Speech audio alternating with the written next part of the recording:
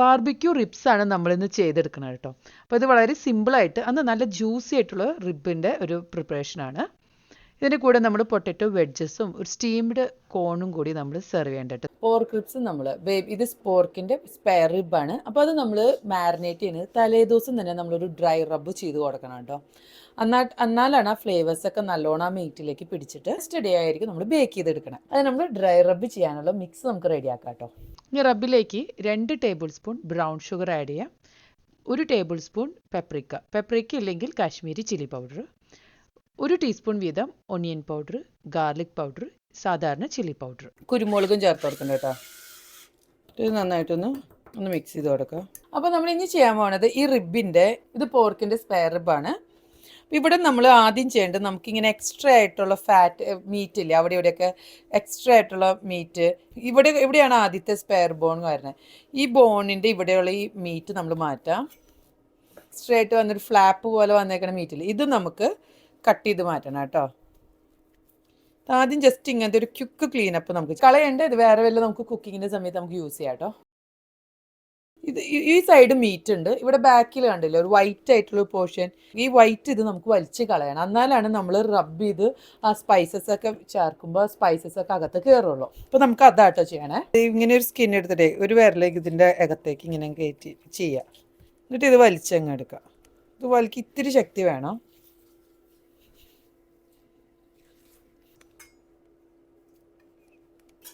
സ്കിന്നില്ലേ ഇതിങ്ങനെ ഇങ്ങനെ വലിച്ചങ്ങ് കളയാൻ പറ്റട്ടെ. ഇങ്ങനെ ഈ തമ്പ് വെച്ചിട്ട് അങ്ങ് വലിച്ചെടുക്കുക ചെയ്യണം. ജസ്റ്റ് ഇവിടെ കുറച്ച് മീറ്റ് പോലെയുള്ളത് നമുക്കൊന്ന് കട്ട് ചെയ്തെടുക്കാം.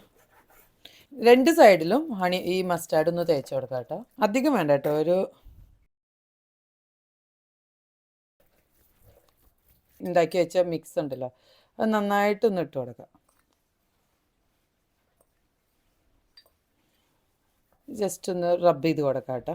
ഇതൊന്ന് പ്ലാൻ ചെയ്യുകയാണെങ്കിൽ നമുക്ക് മീറ്റ് ഇങ്ങനെ റബ്ബൊക്കെ ചെയ്ത് റെഡിയാക്കി വെക്കുകയാണെങ്കിൽ പിന്നെ പിറ്റേ ദിവസം ആകുമ്പോഴേക്കും പിറ്റേ ദിവസം നമുക്ക് പിന്നെ കുക്കിങ്ങിനായിട്ട് വലിയ സമയമൊന്നും എടുക്കില്ല. തിരിച്ചിടാം. 2 സൈഡിലിട്ട് കൊടുക്കണം കേട്ടോ.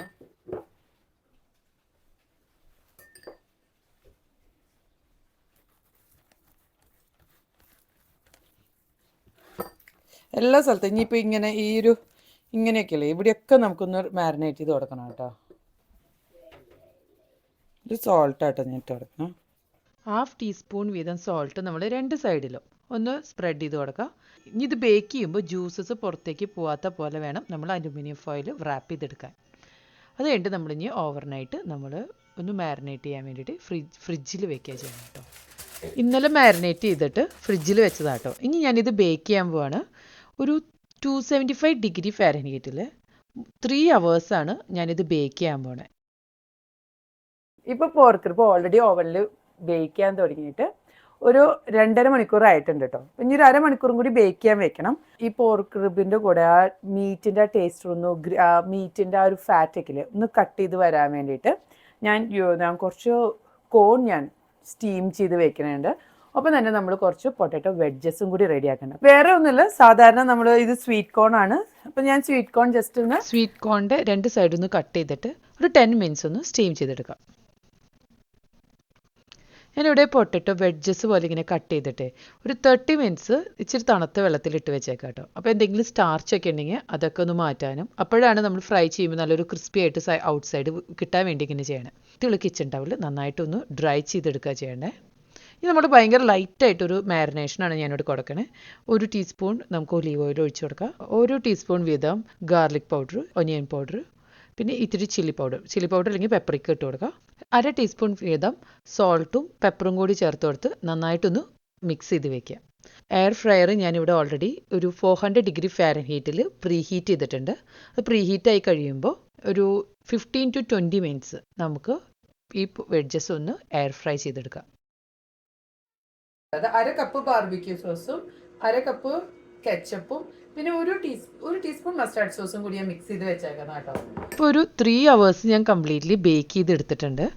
അപ്പോൾ എന്നാലും നമ്മളൊന്ന് ജസ്റ്റ് ഒരു നൈഫ് ഒന്ന് ഇൻസേർട്ട് ചെയ്ത് നോക്കണം, നന്നായിട്ടൊന്ന് കുക്കായിട്ടുണ്ടെന്ന് നമ്മൾ ഉറപ്പ് വരുത്തണം കേട്ടോ. നന്നായിട്ട് ബാർബിക്യൂ സോസ് നമ്മൾ നന്നായിട്ടൊന്ന് ബ്രഷ് ചെയ്ത് കൊടുക്കാം. അത് കഴിഞ്ഞിട്ട് ഓവൻ ഏറ്റവും ഹയസ്റ്റ് ടെമ്പറേച്ചറിൽ സെറ്റ് ചെയ്തിട്ട് ഒരു 5 to 10 മിനിറ്റ്സ് ഒന്ന് ബേക്ക് ചെയ്യാം. ഇത് എപ്പോഴും ലാസ്റ്റ് സ്റ്റെപ്പ്, സെർവ് ചെയ്യുന്നതിനേക്കാളും തൊട്ട് മുമ്പ് ചെയ്യേണ്ട ഒരു സ്റ്റെപ്പാണ്. അപ്പോൾ നമുക്ക് നല്ല ചൂടോട് കൂടിയിട്ട് റിബ്സ് സെർവ് ചെയ്യാം.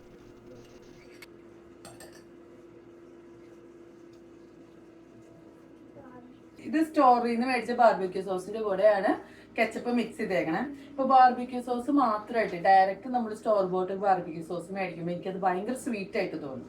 അപ്പോൾ അതുകൊണ്ടാണ് അതിന് പകരമാണ് ഞാൻ കെച്ചപ്പും ബാർബിക്യൂ സോസും കൂടി ഈക്വലി മിക്സ് ചെയ്തെടുക്കണം കേട്ടോ. ഇത് ലാസ്റ്റ് സ്റ്റെപ്പ്. ഈ ഫൈനൽ സ്റ്റേജിന് മുമ്പ് തന്നെ നമ്മൾ കോണും അതേപോലെ തന്നെ പൊട്ടറ്റോ വെഡ്ജസ് ഒക്കെ റെഡിയാക്കി വെക്കുകയാണെങ്കിൽ നമുക്ക് ബ്രോയിൽ ഇത് ഡയറക്റ്റ്ലി ചൂടോടുകൂടി ഇത് സെർവ് ചെയ്യാം കേട്ടോ. കുറച്ച് സോൾട്ട് ഇട്ട് കൊടുക്കാം. പെപ്പർ വേണ്ടവർക്ക് ഇച്ചിരി പെപ്പർ ഇട്ട് കൊടുക്കാം. ഇച്ചിരി പാഴ്സലി ഇട്ട് കൊടുക്കണ്ട കേട്ടോ. ഇച്ചിരി ചീസ് ഇട്ട് കൊടുക്കാം കേട്ടോ. പൊട്ടറ്റോ വെഡ്ജസ് ഔട്ട്സൈഡ് നല്ല ക്രിസ്പി ആയിട്ട് വന്നിട്ടുണ്ട്. ഞാനൊരു 20 മിനിറ്റ്സ് ആട്ടോ ഞാൻ എയർ ഫ്രയറിൽ ഫ്രൈ ചെയ്തെടുത്തേ. അതിലേക്ക് ഞാൻ കുറച്ച് ചീസും പാർസലിയും കൂടി ഇട്ട് കൊടുക്കുന്നുണ്ട്. റിബ്സും റെഡിയായി. ഇപ്പോൾ നോക്കിയാൽ നമ്മൾ കട്ട് ചെയ്യുമ്പോഴേക്കും ആ മീറ്റൊക്കെ അങ്ങ് പെട്ടെന്ന് വിട്ട് വരുന്നുണ്ടല്ലേ, നല്ല സോഫ്റ്റ് ആയിട്ട് ഇരിക്കുന്നുണ്ട്. പിന്നെ ഇതിൻ്റെ ഫ്ലേവർ എന്ന് പറഞ്ഞു കഴിഞ്ഞാൽ ഭയങ്കര മധുരമല്ല സ്പൈസിയും അല്ല, കറക്റ്റ് അതിൻ്റെ ഒരു ബാലൻസിൽ നിൽക്കുന്നുണ്ട് കേട്ടോ. നിങ്ങളൊക്കെ ഒന്ന് ട്രൈ ചെയ്യുക, എന്നിട്ട് നിങ്ങളുടെ അഭിപ്രായം ഒന്ന് അറിയിച്ചോളൂ കേട്ടോ.